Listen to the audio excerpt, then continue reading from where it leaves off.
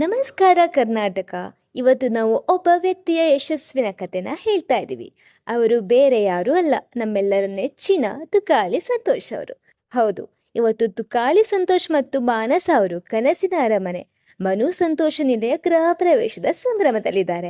ನೀವು ಇಲ್ಲಿ ನೋಡ್ತಾ ಇರಬಹುದು, ಸಂತೋಷ್ ಅವರು ಸಾಂಪ್ರದಾಯಿಕ ಬಿಳಿ ಪಂಚೆಯಲ್ಲಿ ಮಿಂಚ್ತಾ ಇದ್ರೆ, ಮಾನಸ ಅವರು ತಿಳಿ ನೀಲಿ ಬಣ್ಣದ ಸೀರೆಯಲ್ಲಿ ದೇವತೆಯಂತೆ ಕಂಗೊಳಿಸ್ತಾ ಇದ್ರು.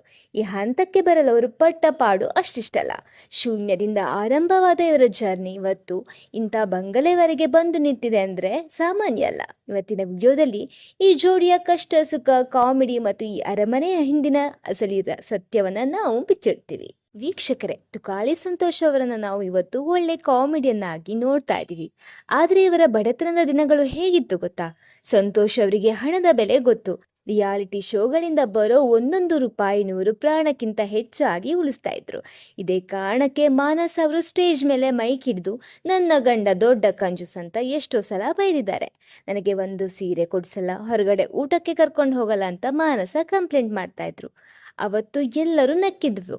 ಆದ್ರೆ ನೋಡಿ, ಅದೇ ಕಂಜೂಸ್ತನ ಇವತ್ತು ಈ ಮನೆನ ಕಟ್ಟೋಕೆ ಕಾರಣ ಆಗಿದೆ. ಸಂತೋಷ್ ಅವರ ಉಳಿತಾಯದ ಗುಣ ಪ್ರತಿಯೊಬ್ಬರಿಗೂ ಪಾಠ ಆಗಲೇಬೇಕು. ಕಾಳಿ ಸಂತೋಷ್ ಅವರೇ ಹೇಳ್ಕೊಂಡಾಗೆ ಅವರದ್ದು ಕಡು ಬಡತನದ ಫ್ಯಾಮಿಲಿ ಬ್ಯಾಕ್ಗ್ರೌಂಡ್. ಅವರ ಅಮ್ಮ ಒಂದು ಲಿಂಬೆಹಣ್ಣ ಮಾರಿ ಮಾರಾಟ ಮಾಡ್ತಾ ಇದ್ರಂತೆ. ಹಾಗೆ ಅವರಿಗೆ ಒಂದು ಉಳ್ಕೊಳ್ಳೋಕ್ಕೆ ಸರಿಯಾಗಿ ಮನೆನೂ ಇರಲಿಲ್ಲ. ಹೇಗೋ ಕಾಮಿಡಿ ಕಿಲಾಡಿಗಳು ಸಿಕ್ತು. ಆಗ ಅವರ ಜೀವನ ಒಂದು ಹಂತದಲ್ಲಿ ಟರ್ನ್ ಆಯ್ತು ಅಂತಾನೆ ಹೇಳ್ಬಹುದು. ಕಾಮಿಡಿ ಕಿಲಾಡಿಗಳು ಇಂದ ಜೋಡಿ ನಂಬರ್ 1ಗೆ ಗಂಡ ಹೆಂಡತಿ ಇಬ್ರು ಬಂದ್ರು. ಹಾಗೆ ಆಮೇಲೆ ಬಂದಿದ್ದೇ ಬಿಗ್ ಬಾಸ್ ಸೀಸನ್ 11. ಅದ್ರಲ್ಲಂತೂ ಬಿಡಿ, ತುಕಾಲಿ ಅವರು ಮತ್ತೆ ಸುದೀಪ್ ಅವರ ಕಾಂಬಿನೇಷನ್ ತುಂಬಾನೇ ಚೆನ್ನಾಗಿತ್ತು. ಸುದೀಪ್ ಅವರು ತುಕಾಲಿನ ಎಷ್ಟೊಂದು ಕಾಲ ಎಳಿತಾ ಇದ್ರು ಅಂದ್ರೆ ನಮ್ಗೆಲ್ಲ ಅಷ್ಟೇ ಎಂಟರ್ಟೈನ್ಮೆಂಟ್ ಸಿಗ್ತಾ ಇತ್ತು. ಹಾಗೆ ತುಕಾಲಿ ಮತ್ತೆ ವರ್ತೂರು ಸಂತೋಷ್ ಅವರ ಕಾಂಬಿನೇಷನ್ ಅಂತೂ ಕೇಳಲೇಬೇಡಿ. ಬಿಗ್ ಬಾಸ್ ಅವರು ಫೈನಲಿಸ್ಟ್ ಕೂಡ ಆಗಿದ್ರು. ಅಲ್ಲಿಂದ ತುಂಬ ಒಳ್ಳೆ ದುಡ್ಡು ಮಾಡಿದ್ರು ಅಂತಾನೆ ಹೇಳ್ಬೋದು. ಆಮೇಲೆ ಗಿಚ್ಚಿಗಿಲಿಗಿಲಿಗೆ ಬಂದರು. ಅವರ ಹೆಂಡತಿ ಕೂಡ ಗಿಚ್ಚಿಗಿಲಿಗಿಲಿಯಲ್ಲಿ ಇದ್ರು, ರನ್ನರ್ ಅಪ್ ಕೂಡ ಆದರು. ಹಾಗೆ ಅವರು ಫಂಕ್ಷನ್ಗಳಿಗೆ ಹೋಗಿ ದುಡ್ಡನ್ನು ಮಾಡಿದ್ರು. ಆ ದುಡ್ಡಲ್ಲೇ ಒಂದು ಲೋನ್ ಮಾಡಿ ಅವರು ಕಾರ್ ಕೂಡ ತಗೋತಾರೆ. ಆದರೆ ಆ ಕಾರು ತಗೊಂಡು ಸ್ವಲ್ಪ ದಿವಸದಲ್ಲೇ ಆಕ್ಸಿಡೆಂಟ್ ಆಗ್ಬಿಡುತ್ತೆ. ಆ ಆಕ್ಸಿಡೆಂಟ್ ಆದವರು ತುಂಬಾನೇ ಕ್ರಿಟಿಕಲ್ ಆಗ್ಬಿಡತ್ತೆ ಕಂಡೀಷನ್ ಅವರದ್ದು. ಅದರಿಂದ ಅವರು ಭಯಪಟ್ಟು ಕಾರನ್ನೇ ಮುಟ್ಟಲ್ವಂತೆ. ಇವಾಗ ಯಾರು ಎಷ್ಟೇ ತುಕಾಲಿ ಸಂತೋಷ್ಗೆ ಬೈಕೊಂಡ್ರು ಅವರ ಸಾಧನೆನ ಮೆಚ್ಚಲೇಬೇಕು. ಒಂದು ಕಡು ಬಡತನದಿಂದ ಬಂದು ಅವರು ಇಷ್ಟೊಂದು ಒಳ್ಳೆ ಡೂಪ್ಲೆಕ್ಸ್ ಮನೆನ ಕಟ್ಟಿದ್ದಾರೆ ಅಂದರೆ ಶಾಬಾಸ್ ಹೇಳಲೇಬೇಕು.